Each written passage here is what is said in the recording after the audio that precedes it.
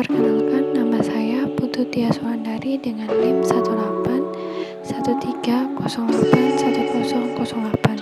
Di sini saya akan menjelaskan tentang tes awal praktikum penentuan kadar protein secara kalori, dan di sini terdapat beberapa soal, antara lain soal yang pertama yaitu jelaskan tujuan percobaan penentuan protein secara kalori.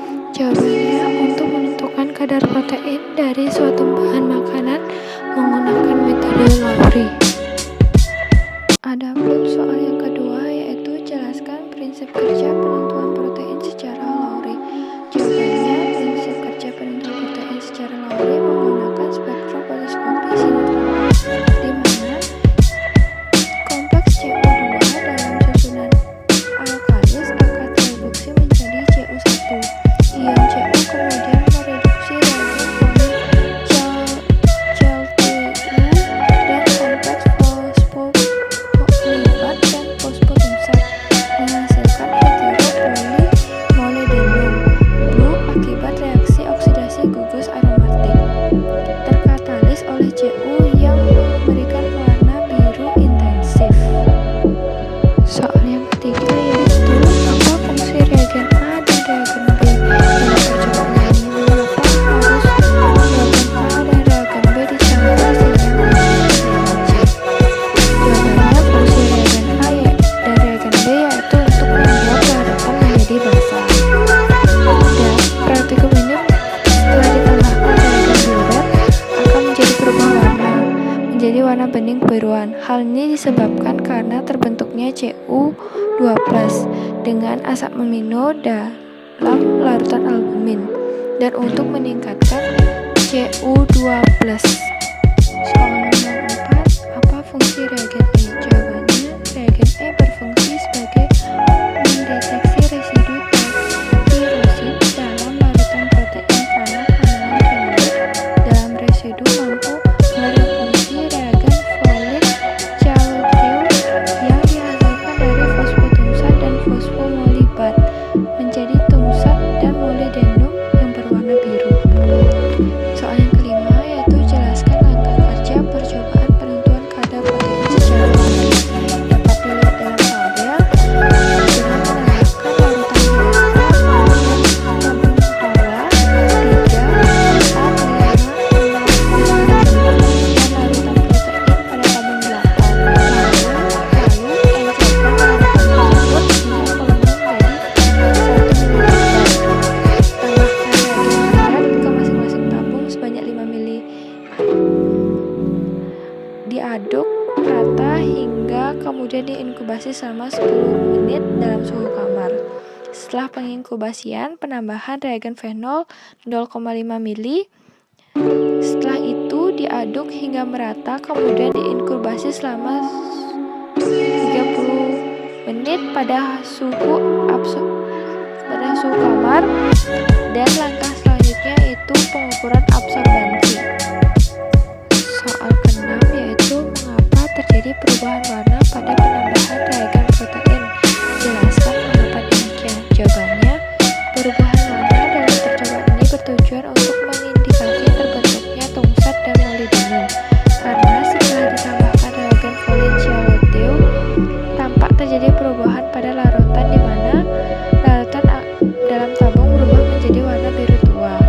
Reagen folit ClTu dapat mendeteksi residu toksin dalam larutan protein karena kandungan fenolit dalam residu mampu mereduksi reagen folit ClTu yang terdiri dari fosfotumsat dan fosfomolibat menjadi tumsat dan molybdenum berwarna biru. Soal nomor 7 yaitu sebutkan zat yang dapat menghambat pengukuran kadar protein. Jawabannya, beberapa zat yang dapat mengganggu pengukuran kadar protein yaitu buffer, asam nukleat, gula atau karbohidrat, deterjen, gliserol, tricin, EDTA, tiris, senyawa kalium, fulvidik, disulfida, fenolat, asam urat, guanin, cyantek, magnesium, dan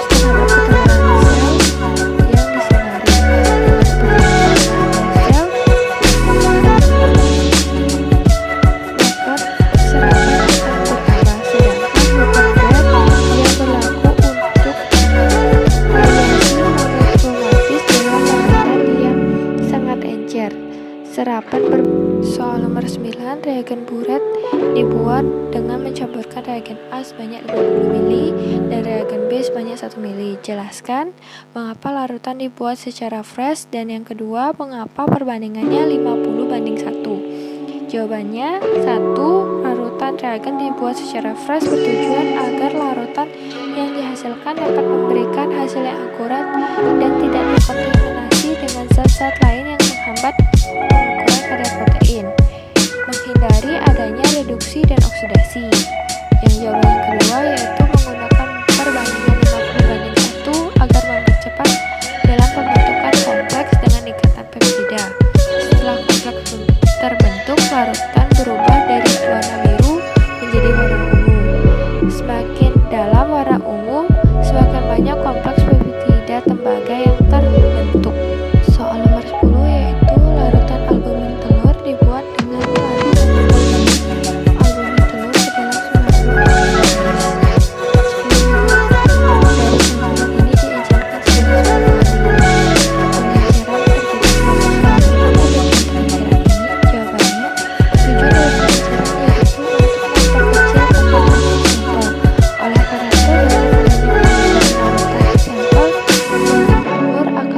absorbansi di antara kurva kalibrasi sehingga konsentrasi protein dalam albumin telur tersebut dapat diketahui.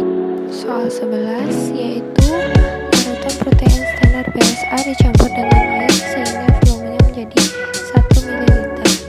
Hal yang sama dilakukan pada larutan sampel albumin telur. Apa perbedaan larutan albumin telur dan BSA?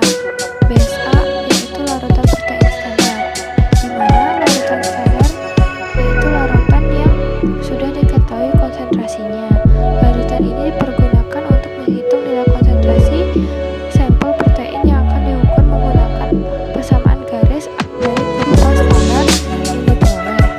Sedangkan albumin telur yaitu larutan yang ditemukan dalam protein telur, dengan percobaan ini menggunakan berbagai sampel. Soal nomor 12 yaitu tujuan langkah ini sebanyak 5 ml masing-masing tabung yang berisi larutan standar sampel. Kemudian campuran ini diinkubasi selama 10 menit pada suhu kamar. Jawabannya itu adalah setelah ditambahkan reagen buret untuk menentukan warna larutan menjadi kebiruan. Tujuan dari inkubasi adalah agar reaksi berlangsung sempurna dan tidak terjadi penggumpalan pada larutan protein. Nomor 13. Apa tujuan langkah ini? Sebanyak 0,5 ml reagen fenol ditambahkan ke dalam masing-masing tabung reaksi, kemudian dikocok. Tabung-tabung ini diinkubasi selama 30 menit pada suhu kamar. Waktu inkubasi dimulai setelah penambahan reagen fenolik Child ke dalam tabung terakhir. Jawabannya yaitu tujuan untuk menunjukkan perubahan warna agar mudah di spektrofotometer, dan inkubasi selama 30 menit untuk memberikan waktu reaksi antara fenolik dengan ikatan peptida. Tujuan inkubasi ini adalah untuk memaksimalkan reaksi yang terjadi dalam tabung. Soal nomor 14 yaitu absorbansi dari masing-masing larutan tersebut diukur dengan spektrofotometer 20 plus dengan panjang gelombang 750 nanometer. Mengapa absorbansi diukur dengan panjang gelombang 700 nanometer? Jawabannya karena hasil reduksi fosfotungsat dan fosfomolibat menghasilkan tungsat dan molibdenum yang berwarna biru dan menunjukkan puncak absorbansi lebar pada daerah spektrum sinar tampak 600 sampai 800 nanometer. Dan juga jika dihitung dengan secara teratur, senyawa fenolik hidroksil teroksidasi dengan bereaksi fluoralin cialuteum tereduksi menjadi larutan warna biru yang memiliki resapan maksimum di 760 nanometer. Soal nomor 15 yaitu apa perbedaan prinsip antara penentuan